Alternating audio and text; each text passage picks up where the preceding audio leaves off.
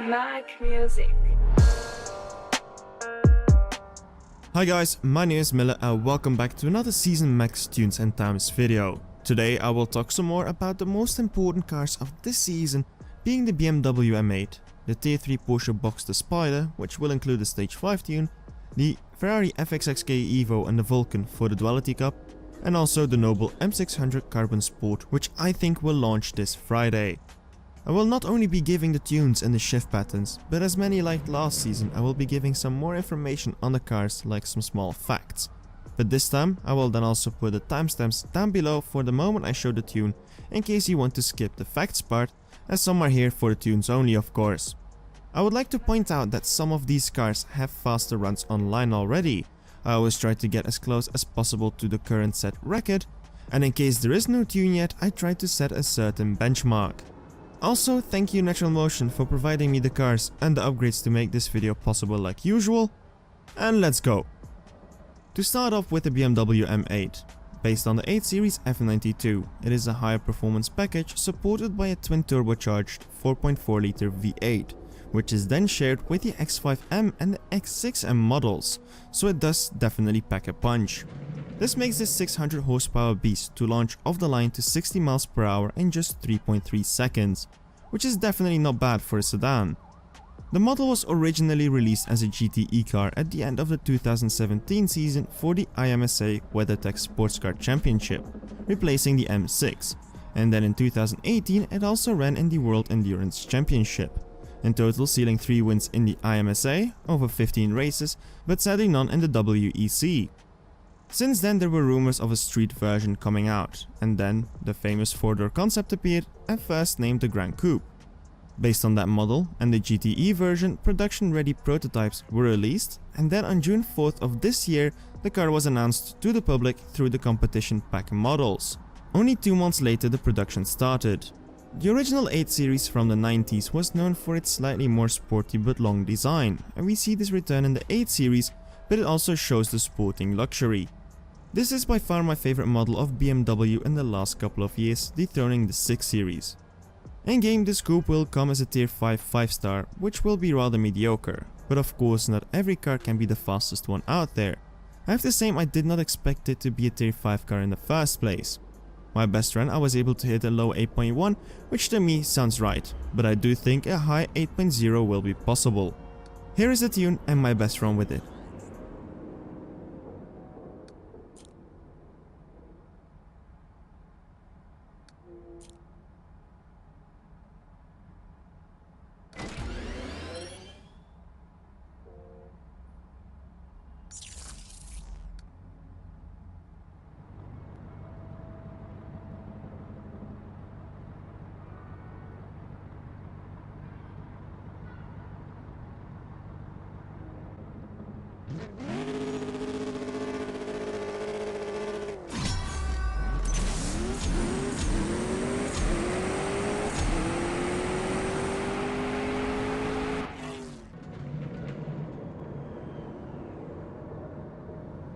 Now the prestige car, the facelifted Porsche 718 Boxster Spyder. When seeing the front end you might think you would recognize the Cayman, right?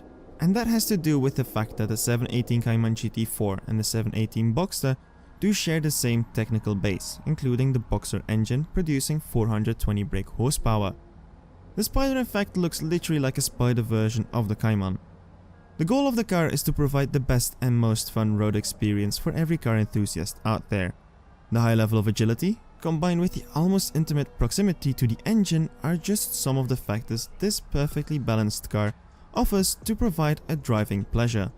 It is perhaps not the most expensive sportive car out there, but I think one I'd still love to drive throughout the hills. One of the features that stands out head and shoulders above the others in my opinion is the boot, where a massive piece is lifted up by just using thin gas pressure springs. I'm surprised it really can hold on to that. This car in-game is only one of the few soft tops, which makes it a car where the roof is not animated. Therefore, if you want to see the top, you need to hope for some rain on the track. Performance-wise, the current record is set at an 8.149, making it the 7th fastest car in Tier 3, behind the Cayman, which does make some sense if you think about it. But I expected it perhaps to be a new king, knowing that Tier 2 Boxster has been dominating in Tier 2 for 2 years plus. Here's a record tune and my best run with that.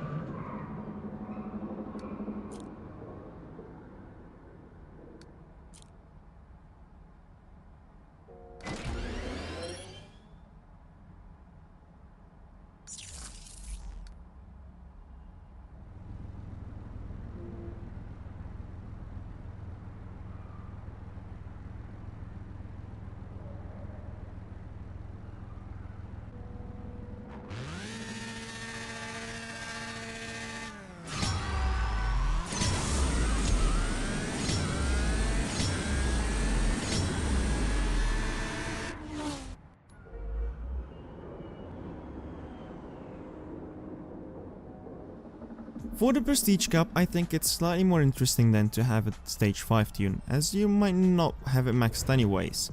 For this, I used the one that I won on my main account, just out of convenience. For the final time, I do expect a range somewhere between 9.1 to 9.3, which should be doable on stage 5 if you follow this tune if the range is indeed 9.3, or you might need to use 1 or 2 stage 6 spots, which can be won through the first showdown, the one we already had, the Crew Cup starting the day after the Prestige Cup, and the Prestige Cup itself. So if you have 2 out of 3, it should be an achievable time to beat. Gladly, the upgrade costs are significantly lower compared to past few seasons because it's a tier 3 car compared to tier 4 and tier 5 cars, also requiring less fusion parts, also quite important, so hopefully you guys will be able to do it. The tune and my best stage 5 run.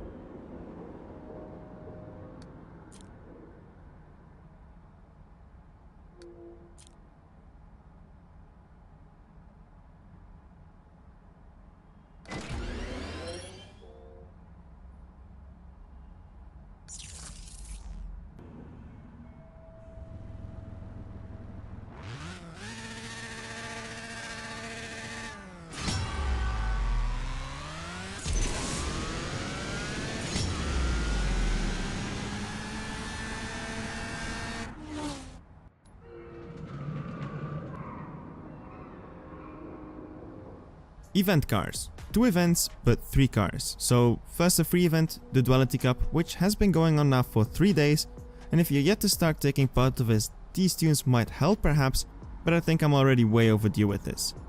Anyways, the 2 cars you can use are the Ferrari FXX K Evo and the Aston Martin Vulcan. So let's start with the slowest one being the Vulcan. I might say slowest, but the car is no slouch. With a 7.5 record, it held for a while the record for the fastest free-to-get car in game, and it is without a doubt a gorgeous piece of machinery. The all-out mentality on this one from Aston Martin surprised many, and it always baffled me. A gorgeous sleek piece of machinery like no other. It is a car of which I'm still looking for a decent diecast of.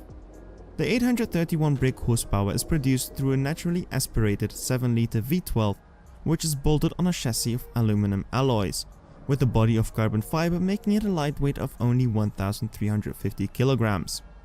Due to its massive wing on the back and its design in general with the front splitters etc, it produces downforce levels of GT3 cars, roughly being 314 kilograms, basically 3 Ms on top of the car. Another fun fact, the car has 3 buttons to regulate the performance of the car, allowing you to choose between the 507 brake horsepower setting, the 684, or if you want to go full blast on 831. If you want to have a laugh and you don't know what to do and you want to know more about the car, I will suggest to you to look at the video of Jeremy Clarkson on the Grand Tour on this car. It's really funny and it's amazing. Anyways, link down below. Like said earlier, in game it is no slouch, with a 7.527 being the current record for the car, and it is such a beauty on top of it. Here is the tune and my best run with it.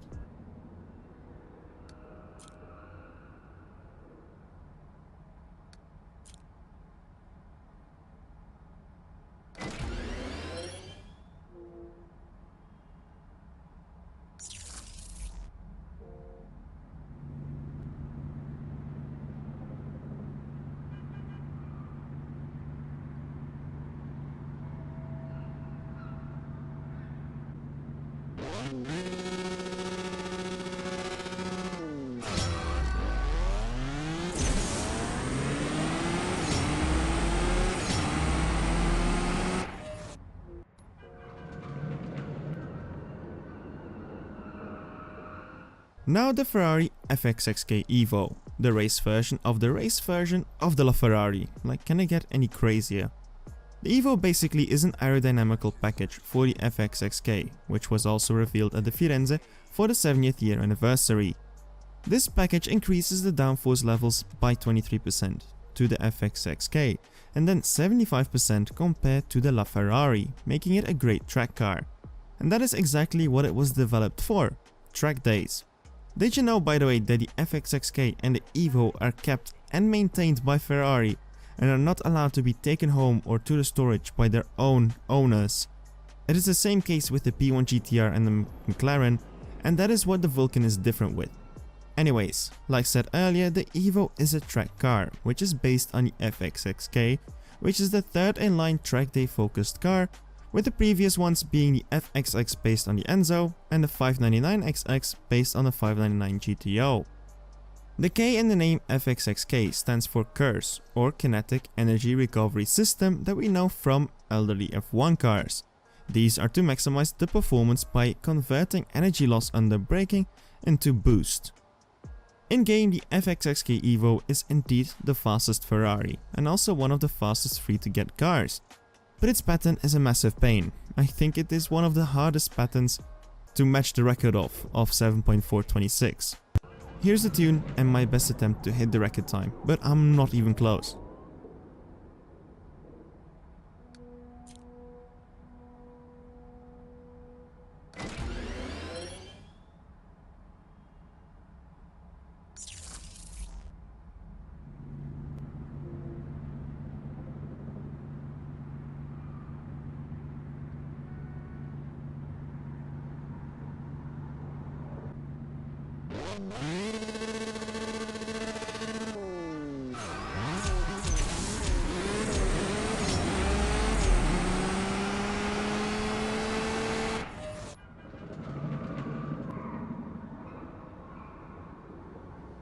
Last but not least, the noble M600 Carbon Sport, and somehow I feel like this car will make a presence this season as the second chapter of the Best of British series. The M600 is a car which tried to not be a supercar by being a supercar, which does not make much sense, right? Instead of the latest technologies like gear pedals, over-assisted braking, traction control and such, it went back to the roots and instead of a digital modern supercar, back to the more analog driving style to give the driver the full experience. Basically back to the basics and being out of sync with modern supercars. The 90s style Noble got a full carbon upgrade with the body fully made up and strewn with visible carbon weaves. Noble then took up the challenge to master the perfect blend of carbon with the weave color to make it look seamlessly. It is handmade pure British machinery that forced the driver to drive the car and to handle the mistakes and not let the computer handle them for you. In game it is a higher end car, but not a car I think I want to max out. At best it can run a 7.4, which will put you in the Super Max lobby or whatever they call it nowadays, with 6.9 cars, which will not be fun. At best it is to keep it at the range of 7.7 to 7.8, unless they would finally develop a lobby to split the top. Here's the tune and my best run with it. I think a low 7.4 should be possible.